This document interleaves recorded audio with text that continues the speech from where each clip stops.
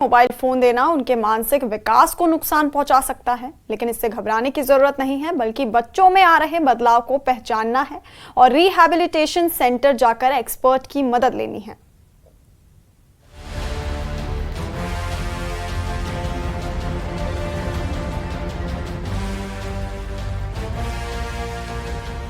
Mobile phone ने आज लोगों की जिंदगी जरूर आसान बना दी है, लेकिन मोबाइल फोन का ज्यादा इस्तेमाल लोगों को भारी भी पड़ रहा है, खासकर छोटे बच्चों के लिए। ये देख रहे हैं आप, मेरे हाथ में मोबाइल फ़ोन है। इसका इस्तेमाल जो है इस वक्त न सिर्फ अडल्ट्स कर रहे हैं, बच्चे भी कर रहे हैं। क्यों? उसका कारण ये है कि जो उनके पेरेंट्स होते हैं अपनी रोज़मर्रा की ज़िंदगी में इतने बिजी हैं और उन्होंने एक बहुत आसान तरीका चुना है कि उनके बच्चे शोर ना करें, कोई डिमांड्स ना करें, तो उनके हाथ में मोबाइल फ़ोन दे दो।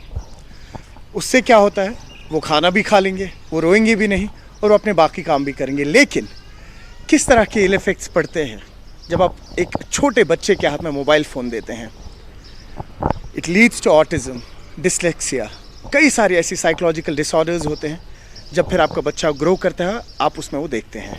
माता पिता ये सोचकर बच्चों के हाथ में मोबाइल थमा देते हैं कि उन्हें बच्चे परेशान नहीं करेंगे और वो इस दौरान अपना काम आसानी से कर लेंगे, लेकिन ज्यादा मोबाइल इस्तेमाल करने की वजह से बच्चों की मेंटल ग्रोथ बुरी तरह प्रभावित हो रही है। कोविड का टाइम भी था। I started working when he was around 10 months।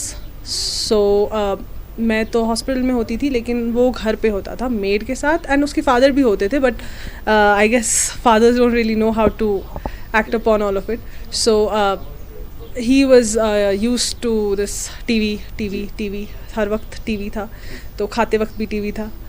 तो हाँ, आई think that was definitely one. And second, Covid की वजह से बच्चे बहुत कन्फाइंड रह गए घर में, और बाकी बच्चों के साथ इंटरेक्शन नहीं, बाकी लोगों के साथ इंटरेक्शन नहीं।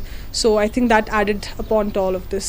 हाइपर एक्टिविटी ज़्यादा उसमें थी, ज़्यादा, और वो रात में सोता भी नहीं था और खाना तो बिल्कुल भी नहीं खाता था, और हाइपर ज़्यादा होता, हाइपर होने से वो ज़्यादा उधर इधर ज़्यादा घूमता था। देखिए, अगर पहले हम देखेंगे जो मोबाइल है, मोबाइल हमारे लिए आ गई थी एज अ टेक्नोलॉजी, लेकिन इस टेक्नोलॉजी का हम लोगों ने ये शायद इंटेंशन बनाया था कि ये हमारी डे टू डे लाइफ जो है वो इजी कर देगी। बट वी नो कि जैसे हमारे कंसेप्ट है कि excess of everything is bad, लेकिन मोस्टली हमारी जो मदर्स होती है उनको फैमिली एंगेजमेंट्स बहुत ज़्यादा होती है, रेस्पॉन्सिबिलिटीज़ होती है, फिर यहाँ पे फर्दर एक्स्ट्रा रेस्पॉन्सिबिलिटीज़ होती है, बच्चों की तरबियत, डेवलपमेंट देखनी होती है। बट जब उनको फैमिली बर्डन ज़्यादा होता है तो उस बर्डन को ओवरकम करने के लिए वो बच्चे के हाथ में फ़ोन थमा देते हैं।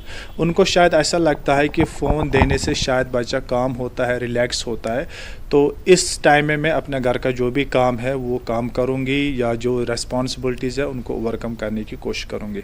तो आइए जान लीजिए ज्यादा मोबाइल, लैपटॉप या टीवी देखने वाले बच्चों में क्या क्या परेशानियां देखने को मिलती हैं।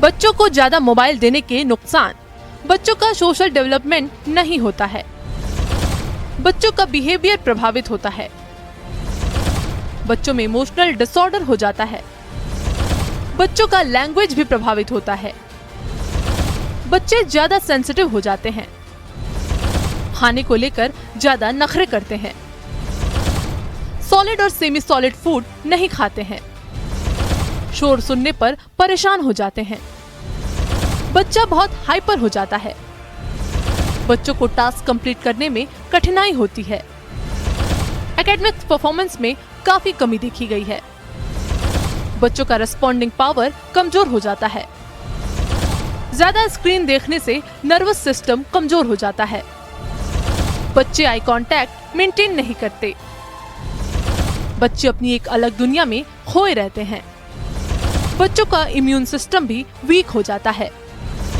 बच्चों को नींद भी नहीं आती है। ज्यादा मोबाइल देखने की वजह से ऐसी समस्या देखने पर अभिभावकों को घबराना नहीं चाहिए, बल्कि उन्हें किसी पास के रिहैबिलिटेशन सेंटर जाना चाहिए। मुझे आपसे बात करनी है फेल्स भी। अगर मैं अपने कानों में कॉटन लगाऊंगा, रुई लगाऊंगा, then if you'll speak with me, I am not able to hear anything. जब तक मैं सुनूंगा नहीं, I won't be able to express it. तो सेम वे है, कभी कभी बच्चों में hearing loss हो जाता है. That can be the reason for speech delay और for a language delay. So जब भी हमारे पास कोई बच्चा आता है I always suggest them go for a hearing test, but they always say मेरा बच्चा तो ठीक सुनता है, why should we go for a hearing test? But देखिए अल्लाह ताला ने हमें 2 कान दिए हैं, ठीक है ना? It is about localization, right side से सुन रहा है, लेफ्ट साइड से, कभी कभी आप देखोगे इट्स नॉट ओनली बच्चे में, अडल्ट में भी एक कान completely dead है 100%, but still we are able to hear, but there will be a problem in localization. So कभी कभी बच्चे में अगर hearing loss है, it can impact our language as well as speech delay. Kindly try to acknowledge these things, इन चीज़ों को acknowledge और आइडेंटिफाई करने की ज़रूरत है और अर्ली रेफरल की ज़रूरत है। जहाँ पर भी नियर बाई सेंटर से बच्चों को लेके जाइए, वहाँ पे बच्चों को इंटरवेंशंस करा लीजिए, इससे आपके बच्चे की अच्छी खासी हेल्प हो सकती है, आप बच्चे को वक्त पे ठीक कर सकते हैं। तो संभल जाइए और लोगों को भी जागरूक कीजिए कि बच्चों को मोबाइल देना कितना नुकसानदायक हो सकता है। मोबाइल फ़ोन का इस्तेमाल बेशक करें, जैसे यहाँ के डॉक्टर्स ने भी कहा, लेकिन उस मोबाइल फ़ोन के इस्तेमाल को लिमिट कर दें, ताकि आपका बच्चा जो है उसका जो जहनी दबाव रहता है उस पर, वो कहीं ना कहीं कम हो।